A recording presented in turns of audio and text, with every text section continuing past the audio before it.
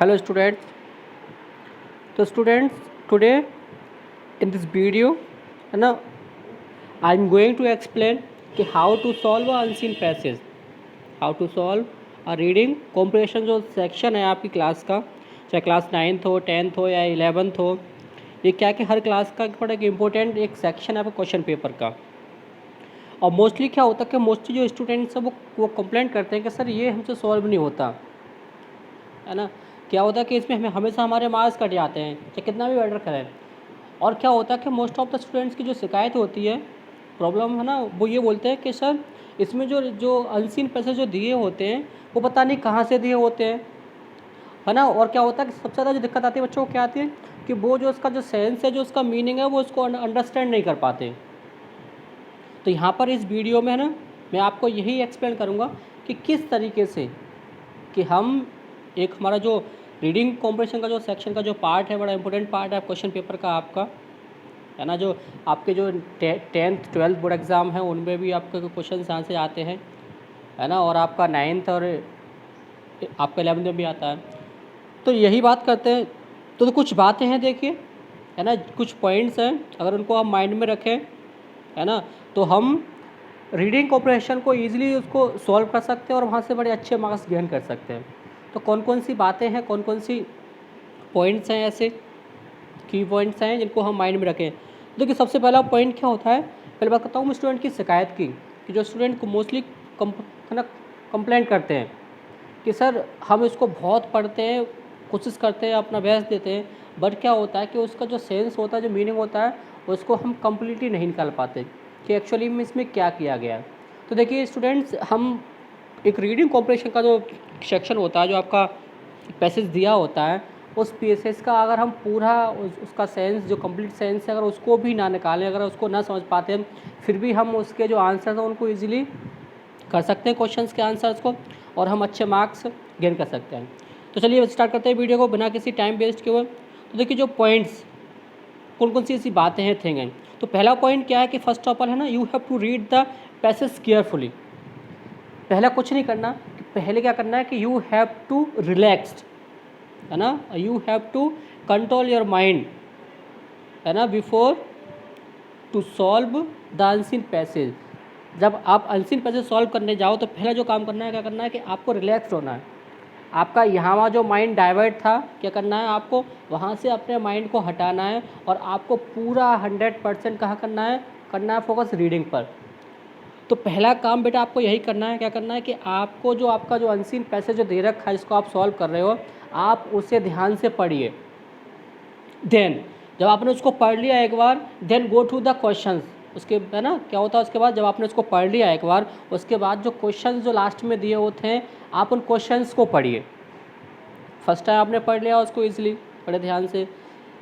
Second time क्या करना है आपको कि जब सेकेंड थिंग आपकी ये है कि आपको जो क्वेश्चंस हैं उन्हें पढ़िए। अब क्या होगा, जब क्वेश्चंस पढ़ लिए, देन क्या करना है कि देन आपको उसको रीड करना है ना। You have to read again the passage. क्या करना है कि आपको दोबारा, आपने फर्स्ट टाइम पढ़ लिया, फिर आपने क्वेश्चंस पढ़ लिए, क्वेश्चंस पढ़ने के बाद आपका जो अनसीन पैसेज है, आप उसको दोबारा अगेन उसको रीड कीजिए। और क्या करना है कि एट दिस टाइम है ना, यू हैव अ पेन और पेंसिल इन योर हैंड। जब उसको आप सेकेंड बार पढ़ोगे तो आपके हाथ में एक पेन और पेंसिल हो, और करना क्या है आपको कि आपको उस पेन और पेन से जो भी इसके जो कीवर्ड्स दे रखे हैं, जो भी कीवर्ड्स हैं, जो की सेंटेंस हैं, क्या करना है कि आपको उन्हें करना अंडरलाइन। क्या करना है आपको उन्हें अंडरलाइन करना, उन्हें मार्क करना है कि जो जो लगता है आपको ये सेंटेंस इंपॉर्टेंट है, ये वर्ड्स इंपॉर्टेंट है, या कर लिया। और क्या होगा कि जब सेकंड टाइम आप जब उसे पढ़ रहे होगे और साथ साथ में जो कीवर्ड्स को जब आप क्या करोगे, आप अंडरलाइन करोगे, तो क्या होगा कि उससे पहले आपने क्वेश्चंस पढ़ लिए, तो क्या होगा कि इस टाइम पे आपको कई सारे क्वेश्चंस के आंसर मिल जाएंगे सीधे सेम टू सेम। तो सेकंड टाइम जब पढ़ोगे आप, तो क्या होगा कि आपको जो आंसर्स हैं वो मिलना क्या हो जाएगा, शुरू हो जाएगा। अब क्या करते हैं, आपको कुछ क्वेश्चंस मिल गए, अब इसमें कुछ ऐसे वर्ड्स आते हैं जो बड़े डिफ़िकल्ट होते हैं, जिनका सेंस, जिनका मीनिंग आप अंडरस्टैंड नहीं कर पाते, आप उनको नहीं समझ पाते। देन क्या होना है, you have to leave these words. क्या करना है कि आपको इन वर्ड्स को छोड़ देना है, आपको ज़्यादा फोकस नहीं करना। कोई भी अगर ऐसा सेंस है, कोई ऐसा मीनिंग है जो बड़ा डिफ़िकल्ट है, उसको आप नहीं समझ पा रहे, तो आप उसको छोड़ दीजिए, उसके चक्कर में मत पड़िए। जिन जिन का मीन आपने समझा है, आप उसके हिसाब से क्या करिए कि अपनी जो नॉलेज है उसे ग्रैप्स कीजिए, है ना, उसे गैदर कीजिए, और उसका सेंस क्या निकल रहा है, क्या थीम है इस पैसेज का। आप देन क्या करोगे फिर उसके बाद, है ना, क्या किया कि आपने डिफ़िकल्ट वर्ड्स को छोड़ दिया। अब क्या करना है कि आपको मैंने बताया ना कि क्या करना है कि आपको फोकस करना है कि इसका थीम क्या है, इसका सेंस क्या निकल रहा है। तो आप जब उसको सेंस को समझ लोगे, अब क्या करना है उसके बाद, फिर आपको कुछ आपको है ना फोकस करना है कि इसके बिगिनिंग में और उसकी एंडिंग में जो भी मैसेज दे रखा होता है, क्या करना है कि आपका जो इसका जो बिगिनिंग है, उसकी जो स्टार्टिंग है और जो इसका जो एंडिंग है, क्या करना है, you have to focus on that. बीच में जो डिफिकल्ट वर्ड्स उन्हें छोड़ दी, समझ में नहीं आ रहा, समझ में आ रहा तो अच्छा है। और क्या करना है कि, है ना, उसके बाद आपको वही करना है, आपको जो उसकी जो स्टार्टिंग है, जो बिगिनिंग है पैसेज की, उस पर, और जो उसकी एंडिंग है उस पर फोकस कीजिए, उसको एम्फेसाइज कीजिए। देन क्या करना है, उसका क्या करना है कि उसके बाद, है ना, ensure that you answer the question according to the marks it carry.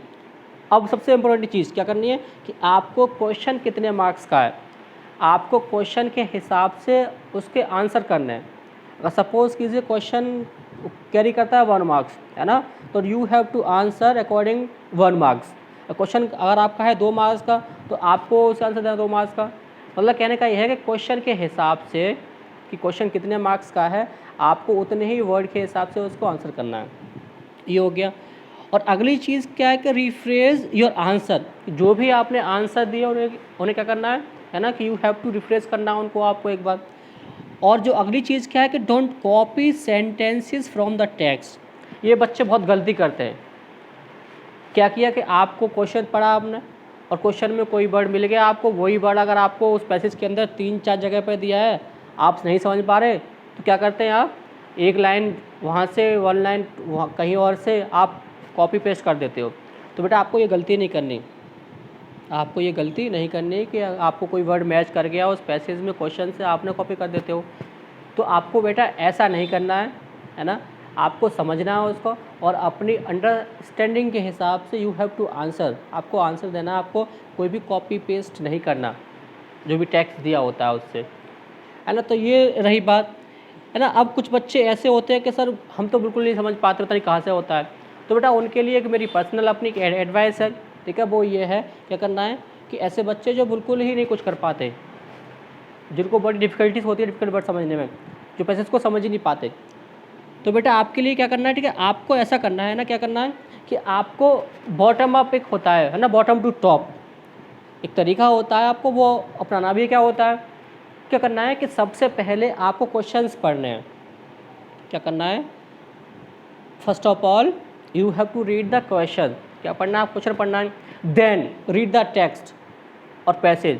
क्या करना है, फिर उसके बाद आपको टेक्स्ट पढ़ना है।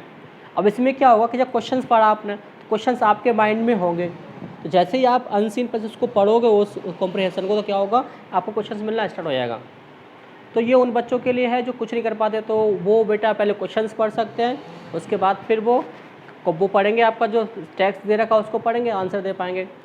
तो इस तरीके से हम कोई भी जो रीडिंग कॉम्प्रिहेंशन है उसको हम अच्छे से ईजिली सॉल्व कर सकते हैं, है ना। तो ये बेटा ये था, आई होप आपकी समझ में आ गया होगा।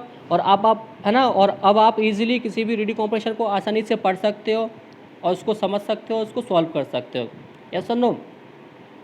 चलिए तो फिर मिलते हैं आपसे, तब तक के लिए टेक केयर, बाय बाय।